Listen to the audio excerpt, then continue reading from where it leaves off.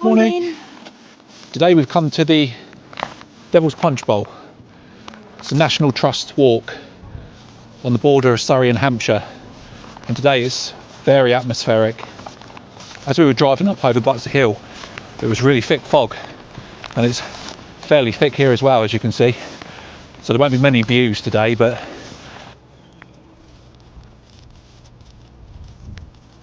I thought I'd bring you over to the viewing platform first, and you can have a look at the stunning views over the punch bowl. Yeah, there's none today.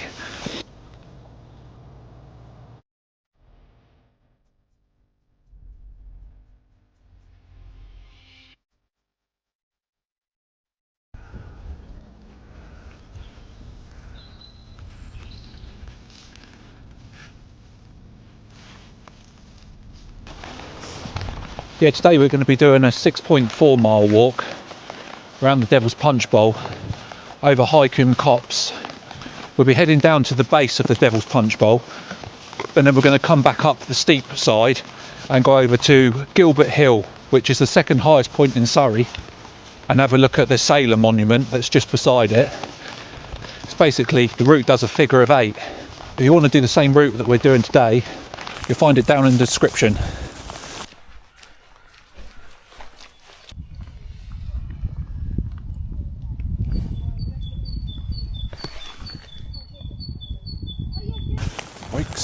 Morning. Morning.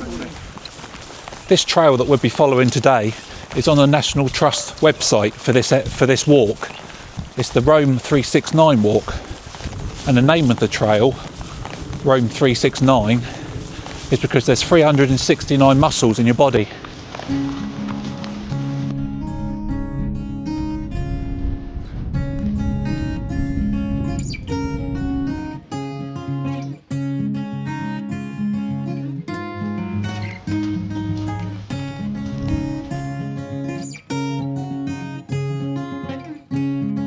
So this is the first little peak that we're going to walk over today. It's called Hindhead Copse, and it's just down there through that gate.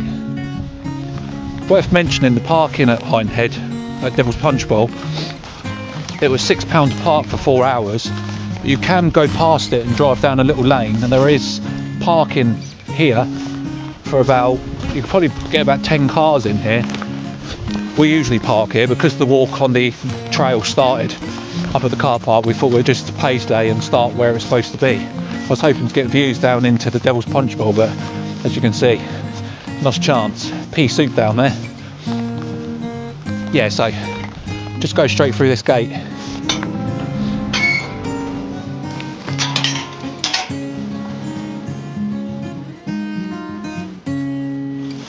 As you come through the gate, you'll see there's a National Trust information board here. It tells you about the 5 or 6 different routes that you can do.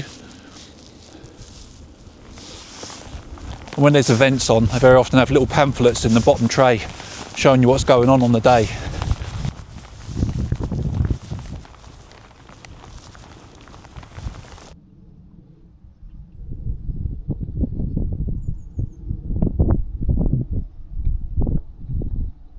So that board was explaining that there's adders in this area, which is the UK's only venomous snake.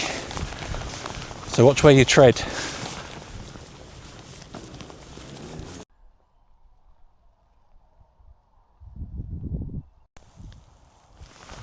Ordinarily, there's loads of benches that you can sit on along this trail, looking out over the beautiful view. Beautiful, isn't it? Bit of a shame it's like this today, because it really is a bowl. And Folklore says that it was created by Thor and the devil battling each other, and the devil got fed up with Thor, so he was grabbing handfuls of mud and throwing it at Thor, and that's what the punch bowl is. And all around this area, right the way through Hampshire, West Sussex and into Surrey, there's things called hangers. No, not a coat hanger.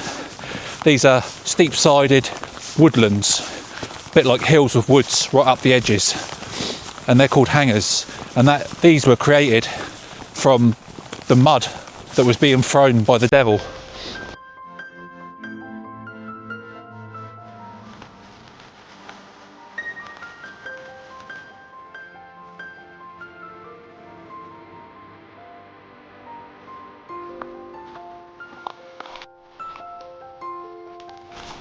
So a bit like Blackdown, seems there's a lot of Scotch pine trees here again. I just think they're so beautiful, especially in all this mist.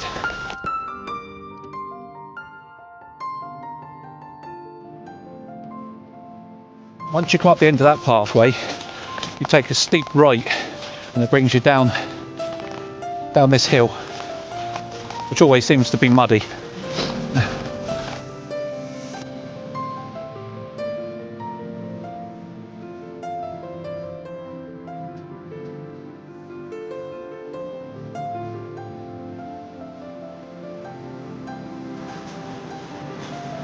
So this walk we're doing today is really clearly signposted. Just keep following this trail. Can't go wrong.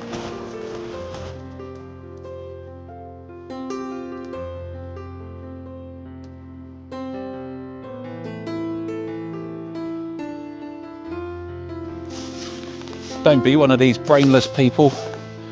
Pick up dog poo in a bag and then put it in a tree. You're better off leaving it on the ground if you're not going to pick it up. At least it'll wash away.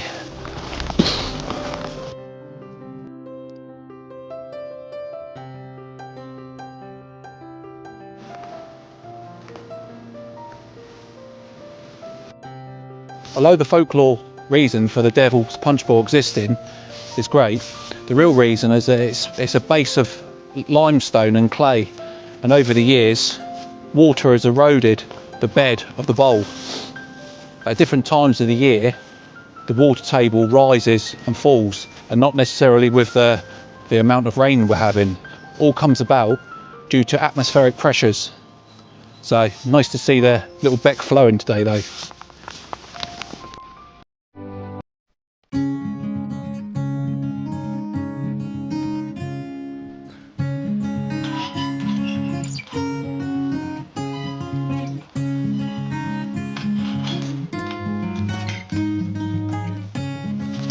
So come through that gate and then head right up this hill.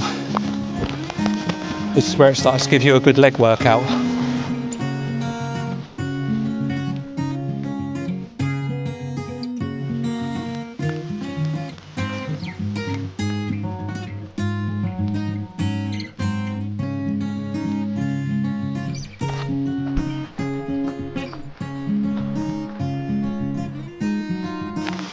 You'll notice you walk through the Devil's Punch Bowl. There's many trails and paths that head off in many different directions. We've only done a few of them over the years. It's an area that's well worth exploring fully. I'm sure there's a few hidden treasures to be found.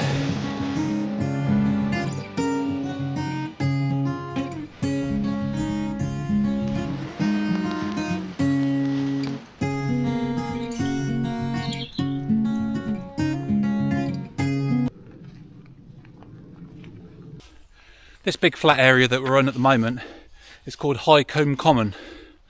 Just up there, you can't actually see it at the moment because it's in the mist, it's High Combe Copse that we came down earlier. Again, dogs have got to be kept on lead between March and September.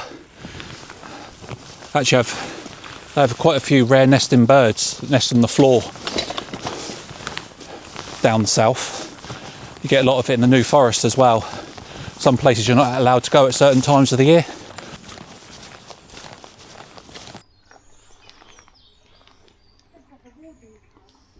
What a stunning little cottage this is. It's called Gnome Cottage. And it's in High Combe, just down on High Combe Bottom. Love to live there.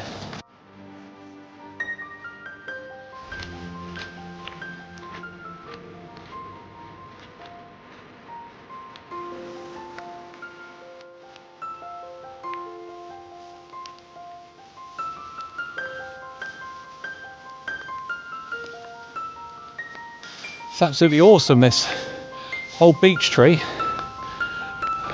It's got all hollows through it. It's absolutely enormous.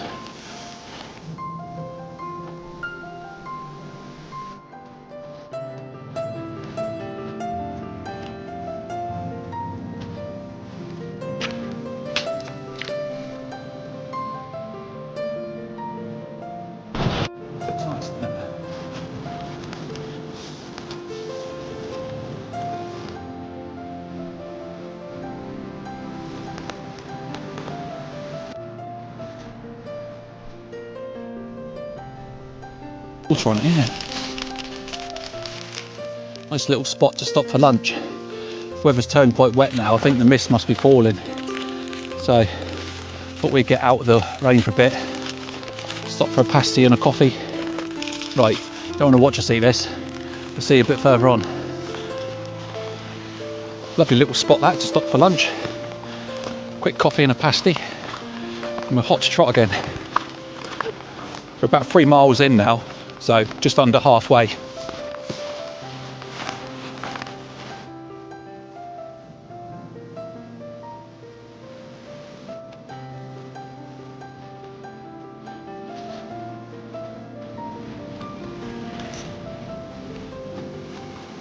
As you wind your way through the pathway, you eventually come to a clearing, and this is the ascent back up to the top where the car park is. But as I said earlier, it's a figure of 8, so we go out a bit further to Gibbet Hill and further down into some copse and some woodlands. Doesn't this look amazing?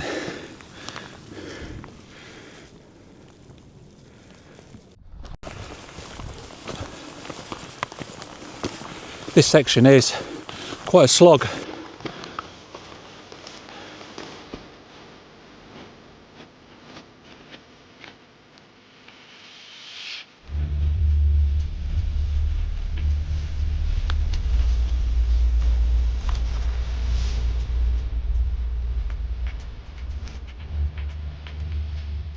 So we're around the other side of the punch bowl now. Ordinarily you'd see great views right across to the other side.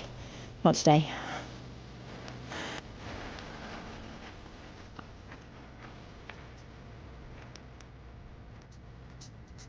We're back onto the top now where the car park is. Just over there. So we started the video at the viewpoint.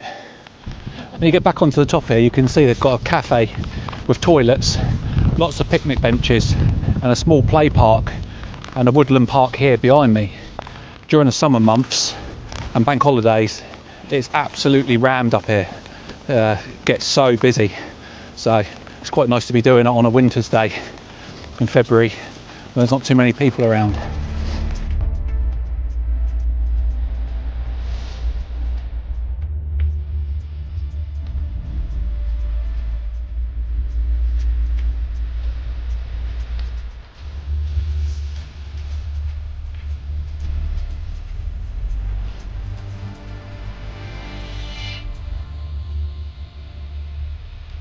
So this stone is to commemorate a brutal murder that took place here in 1786. A sailor was walking on the A3 road that run between Portsmouth and London and was brutally murdered by 3 men.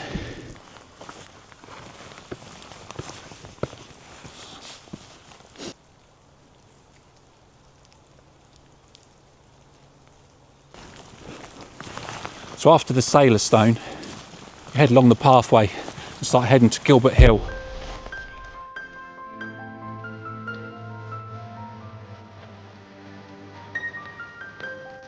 So where I stand now is called Turnpike Road, and underneath my feet, for about 2 kilometres, which is one of the longest underground road tunnels in the UK, is the Hindhead Tunnel. It was built in 2011 to bypass the then busy Hindhead.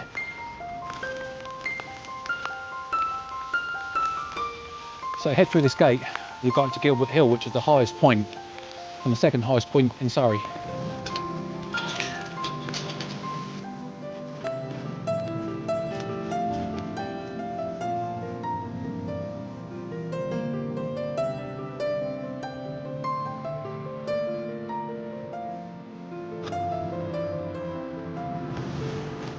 So this is the top of Gibbet Hill, and it's 280 metres high, the highest point of today's walk.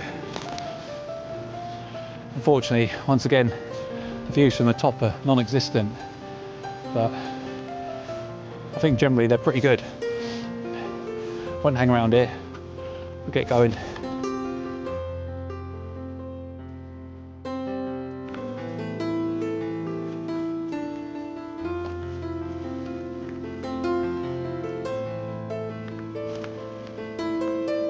So this Celtic Cross here was erected in the spot where the 3 men that killed the sailor, I spoke about earlier, were hung as a warning to other highwaymen.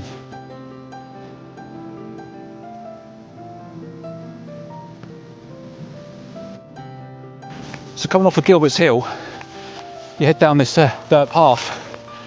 I think there must be an event on today with scramblers. We've seen quite a few of them come up and down this track here. Beautiful forest to ride through. Just ruins the peace though. Well, I guess we all have different ideas on enjoying the outdoors. Most important thing is just getting out and doing something.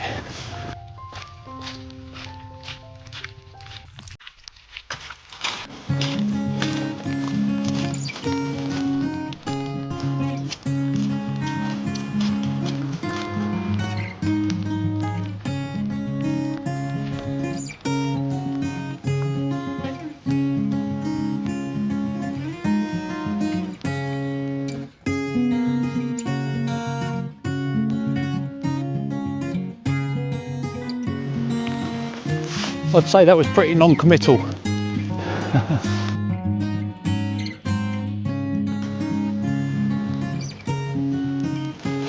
It's become very, very muddy over this side. Lots and lots of trees down as well. Again, a common feature of these local walks. After the 3 storms that we had blow through, at the end of 2024, we had Storm Bert, and then we had Storm Dara, and only a couple of weeks ago we had Storm Arwen, which were packing 114 mile-an-hour winds. Too much for our deciduous forest to withstand, and lots of shallow rooted pines have come down as well.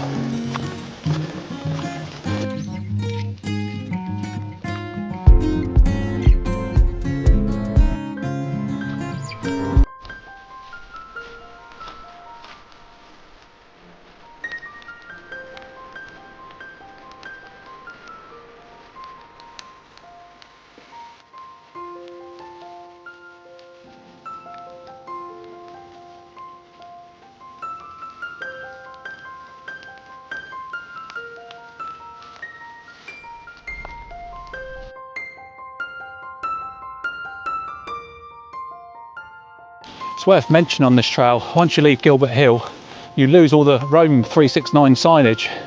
So it's worth having a map of it on your watch or your phone. So here on this concrete base once stood a hunting lodge owned by the Whitley family. It was part of the big estate that was here. But in 1959, it was dismantled by the Royal Engineers as it had fallen into disrepair. Now all that remains is this concrete base and the view, which, believe me, on any other day is beautiful. So after the temple and the Four Winds, which is just back there, you start picking up the Rome 639 labelling again. So that's definitely a good thing.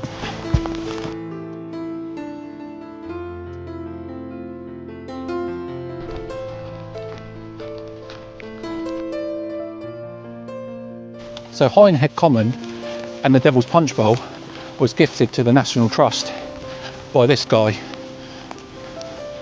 and it was basically for Londoners to have access to green areas, being that it's so built up. With this situated only about half an hour to 40 minutes from London, it's on the commuter belt.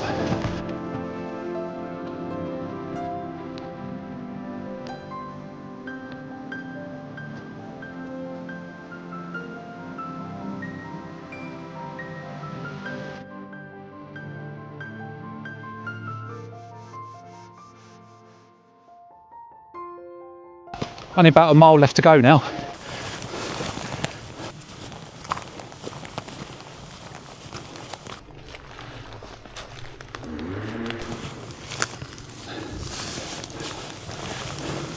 So this is really cool. Huge great trees come down. Looks like an old beech tree. And all the branches have actually turned into great big trees of their own right.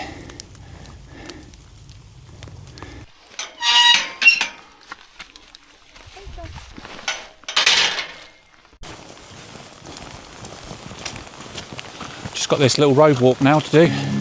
It's not really a road, it's more of a sort of dirt track.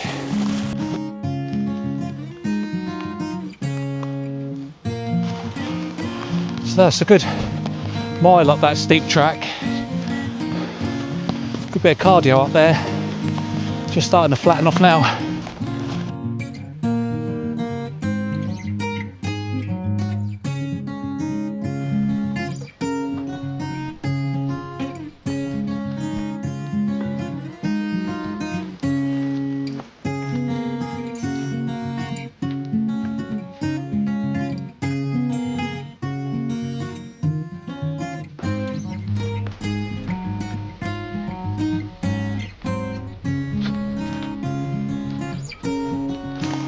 So that's it, that's the loop over now. Back to the car park at the top of the Devil's Punch Bowl. And that was a really nice walk. Very varied terrain, quite a bit of up and down hill. And obviously with the weather being what it is, very, very muddy on all the lower points.